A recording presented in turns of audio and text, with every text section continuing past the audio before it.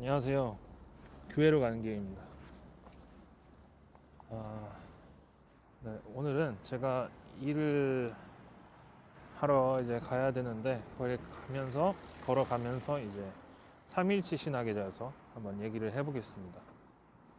오늘은 이제 삼일체 신학의 중요성과 그리고 삼일체 신학의 발전 과정에 있어서 이 초기 시기에 어떻게 이론으로 발전하게 되었는지 그것에 대해서 한번 이야기해 보겠습니다.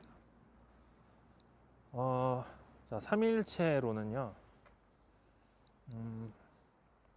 이 초대 교부인 아타나시우스에 의하면 그리스도교가 서고 쓰러지는 교리라고 불리우고 또 이 네덜란드 개혁파 신학자인 헤르만 바빙크에 의하면 삼위일체로는 기독교의 심장과 본질이라고 여겨집니다. 그리고 20세기의 동방 정교회 신학자인 블라디미르 로스키에 의하면 삼위일체로는 기독교 신학의 초석이자 토대다라는 말을 했고, 또 유명한 신학자죠. T.F. 토렌스라는 분은 이제 하나님 지식의 근본적 문법이다라는 말을 했습니다. 그리고 이제 21세기 독일의 신학자인 유르겐 몰트만 같은 이제 신학자에 의하면 이 삼위일체로는 그리스도교의 독특성이다. 그리고 마지막으로 미국 침례교 신학자인 아르미니우스 신학을 대표하는 한 명 신학자 중에 한 명인 로저 올슨이라고 하는 이 신학자는 복음의 진수라고까지 말했습니다. 그래서 여러 신학자들에 의해서 초대교회 때부터 현재까지도 기독교 신학의 핵심 또는 근본 교리, 정체성 이런 식으로 많이 이제 강조가 되고 이렇게 중요한 핵심 교리로 여겨져 왔습니다. 근데 이제 이렇게 초기 때부터 이렇게 사실은 이 삼위일체론이 되게 중요한 교리였어요.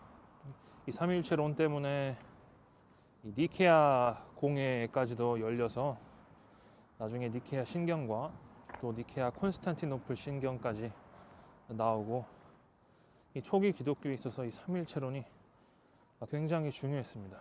근데 이제 후기 계몽주의 시대에 들어서면서 이 삼위일체론이 조금 무시를 당합니다. 예를 들어 이 슐라이어마허나 임마누엘 칸트 같은 철학자들에게 무시를 당해요. 칸트 같은 경우는 삼위일체론이 너무 사변적이고 이론적이기만 하고, 그리고 어떠한 윤리적인 토대를 제공하지 못한다. 이것이 우리의 사회와 뭐에 도움이 되겠냐. 뭐 이런 식으로 받아들여졌던 것 같아요. 그리고 슐라이어마하 같은 신학자는 되게 주관성과 또 경험적인 그런 신학을 강조하다 보니까 이건 또 너무 이론적이라 이거죠. 그래서 그의 이제 신학에서도 삼위일체론은 가장 마지막에 다뤄집니다. 거의 뭐 부수적인 그런 교리로 다뤄지죠. 근데 이제 후기 계몽주의 사상가들 중에 이 칸트와 이 슐라이어마하에 반대하는 유명한 철학자도 있었는데, 뭐 헤겔 같은 철학자는 삼위일체대 모르는 사람은 그리스도교에 아무것도 모른다 라고까지 말한 신학자였죠.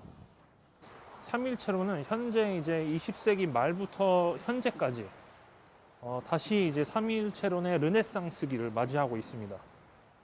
그래서 제 지도 교수님도 이 르네상스, 삼위일체 르네상스에 적극적으로 이제 기여하시고 계속해서 연구를 하시는 분 중에 한 분입니다. 그러면은 이제 삼위일체론이 왜 중요한지 그거에 대해서 한번 설명해 보겠습니다. 삼위일체로는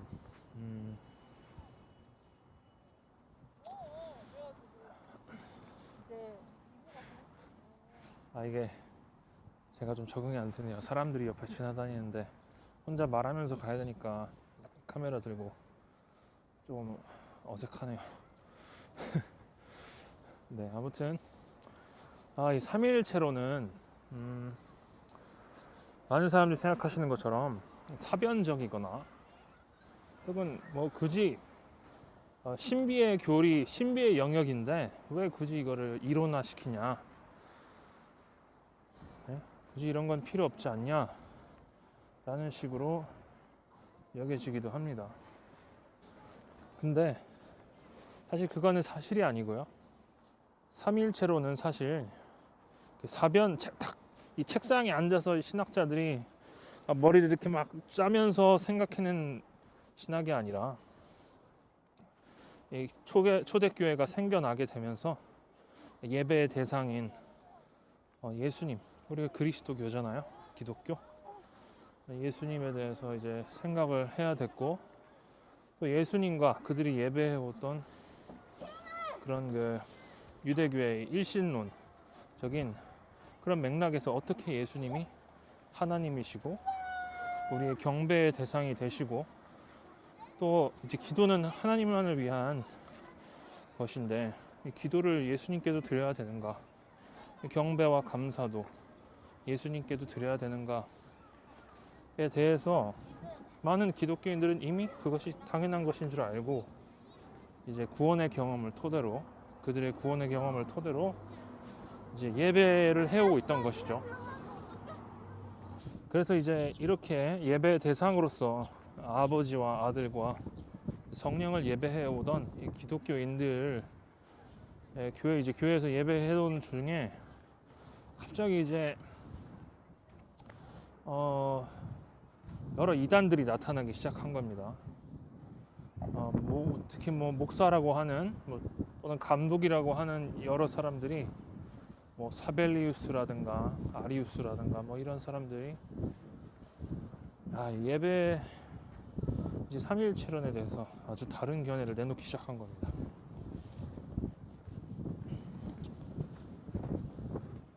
그래서 이제 보면은 이 사람들이 이제 많이 주장했던 게 뭐냐면 양태론이라는 또 견해가 있어요. 그건 뭐냐면 하나님은 한 분인데 그가 맡은 역할이나 또 관계에 따라서 그게 변화하는 거다. 제가 어렸을 때 이제 순복음교회를 다녔는데 그쪽 목사님이 설교하시면서 이렇게 설명하시는 겁니다. 삼위일체로는 마치 물과 같다. 물이 뜨거워지면은 기체가 돼서 증발하고 기체가 되죠. 그리고 물이 그냥 그대로 있으면 물 액체가 되고, 또 물이 차가워지면 고체가 돼서 얼음이 되는 것처럼 사실 이 성질 물 하나인데, 결국엔 하나인데 이 세 가지 모습으로 각각 드러나는 거다. 사실 저는 그 당시에 이게 되게 사실인 줄 알았어요. 되게 저렇게 이해하면 되구나. 근데 나중에 알았습니다. 삼위일체론을 공부하면서 이게 양태론이구나, 이단적인 설명이구나.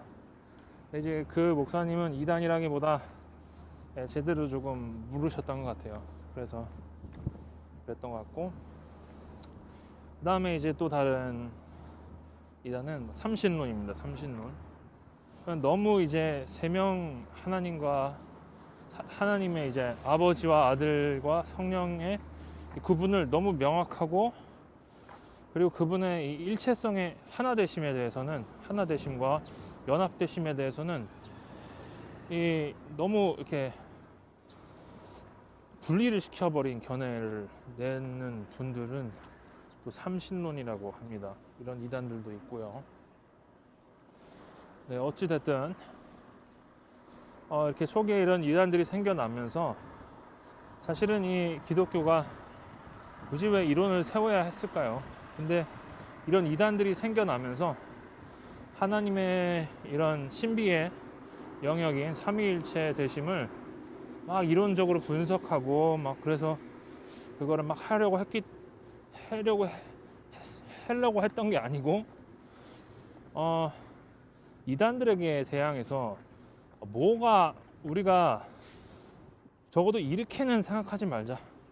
요거는 잘못된 이해다라는 것을 구별해내면서부터 구별을 내면은 당연히 이론이 생기겠죠. 점점 분명하게 드러나게 됩니다. 그러면서 이제 삼위일체론이 생겨나게 된 것입니다. 성경을 보면은 이 삼위일체론에 대해서 나옵니다. 예를 들어 고린도후서 13장 13절인 것 같아요. 거기 보면은 여러분들이 교회 가셔서 예배 끝나실 때 목사님들이 이렇게 손 올리시고 축도를 하실 때 들으시는 말씀 구절입니다.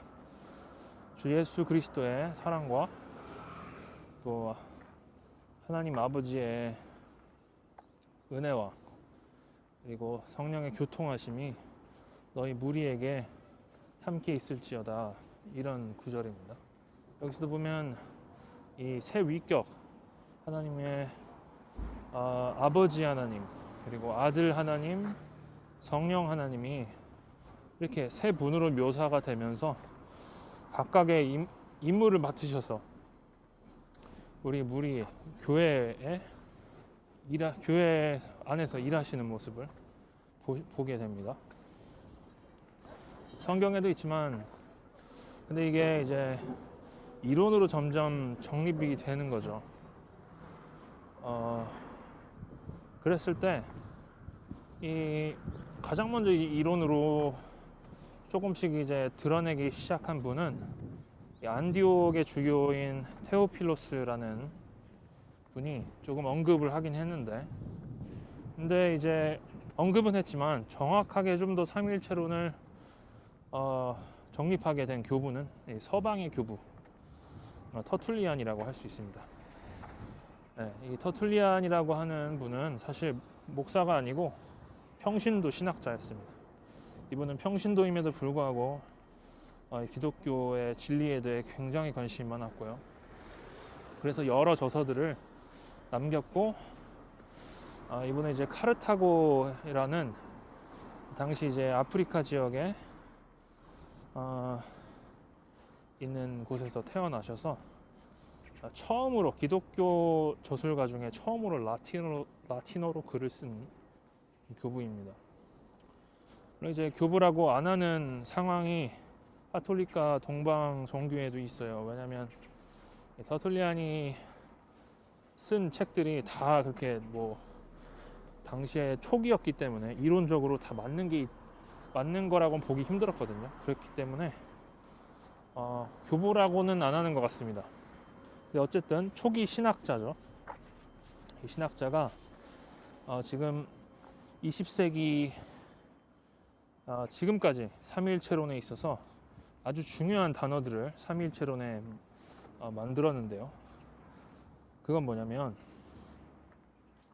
이 라틴어로 substantia라고 하는 실체 또는 본질이라는 뜻과 그리고 persona라고 하는 이 위격, 저희 영어로는 person이죠. person. 어떤 사람을 저희가 person이라고 하잖아요. 그렇처럼 라틴어에 그 라틴어에서 왔는데 이 라틴어 persona, 이게 어떤 인격이나 위격을 뜻하는 겁니다. 이 개별 실체를 말하는 거죠. 각각의 사람들을 지칭할 때 페르소나라고 했습니다.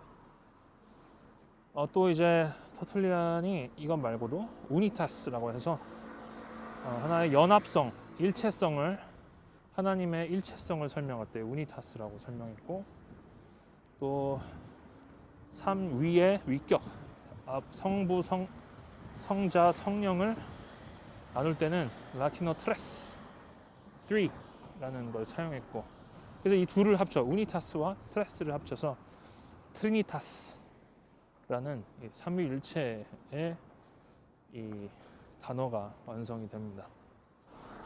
되게 이런 단어 정립과 개념 정립을 터툴리안이 거의 최초로 한 교부고, 서방교회에서 최초로 한 교부고,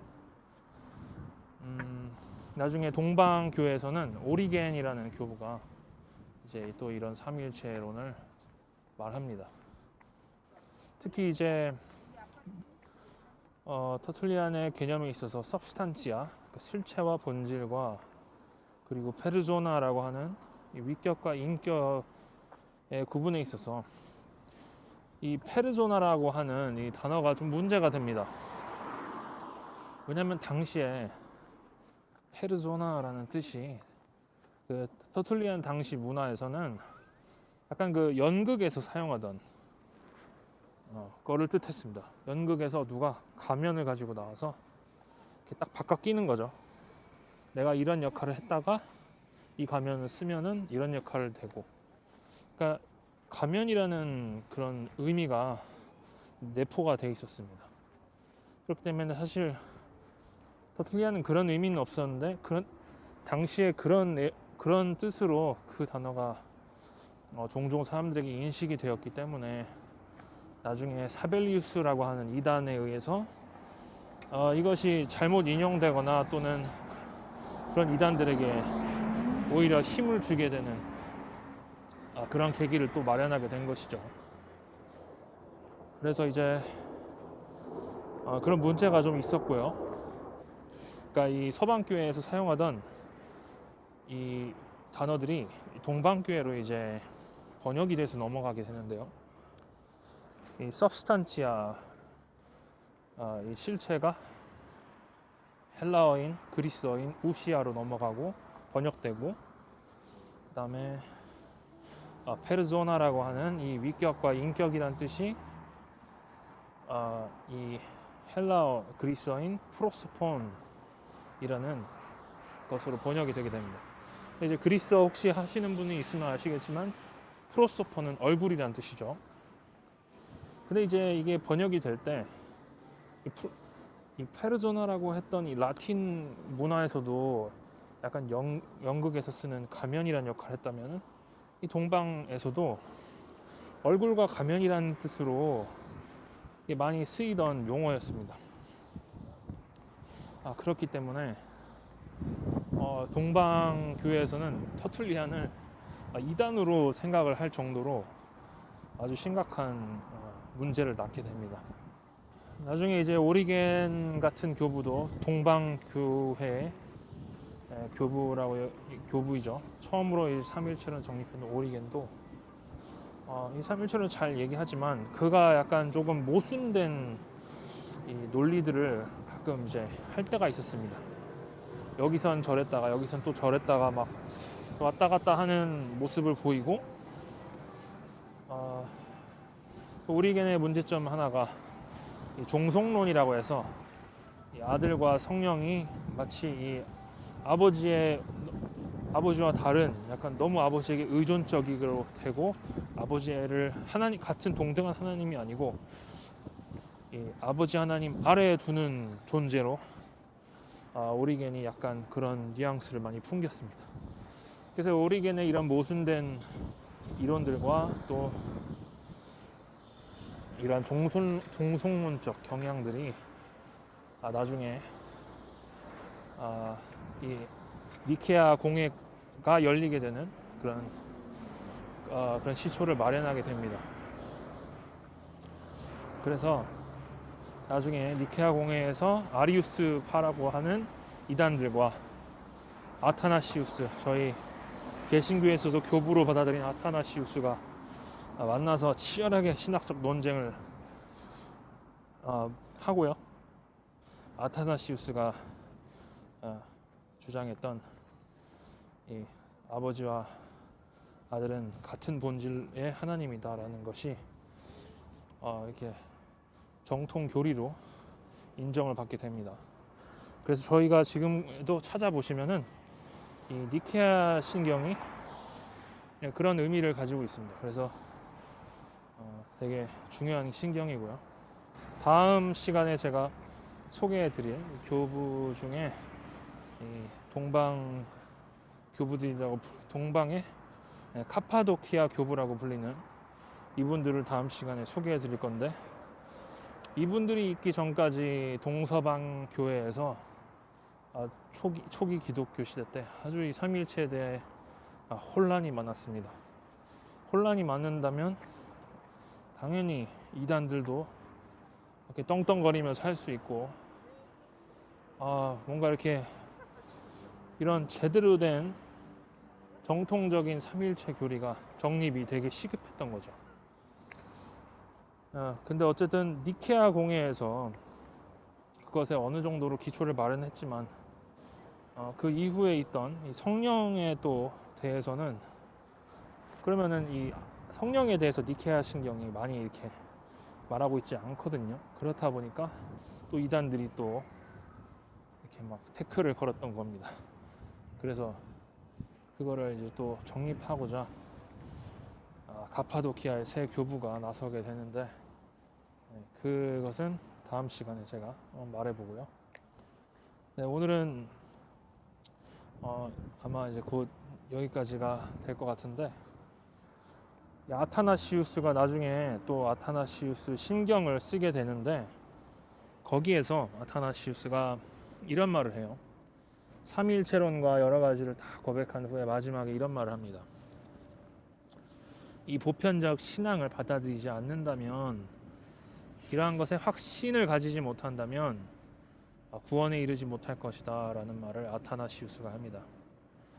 그러므로 여러분, 이 삼위일체론이 굉장히 중요합니다. 저희가 하나님께 예배 드린다 하면서 하나님이 어떤 분인지 그런 것을, 예배 대상을 모르고 예배를 드리게 되면 저희는 하나님이 아닌 것들에 대해서 예배하게 되고요. 올바른 신학은 올바른 예배를 가능케 합니다. 그리고 또 잘못된 신학은 잘못된 이해를 근거로 다른 것을, 하나님 아는 우상 숭배를 하게 되는 거죠. 그래서 여러분, 삼위일체론 시리즈 들으실 때 아주 주의 깊게 들으시고 또 많은 은혜가 되셨으면 좋겠습니다. 네, 그럼 다음 시간에 뵙겠습니다. 감사합니다.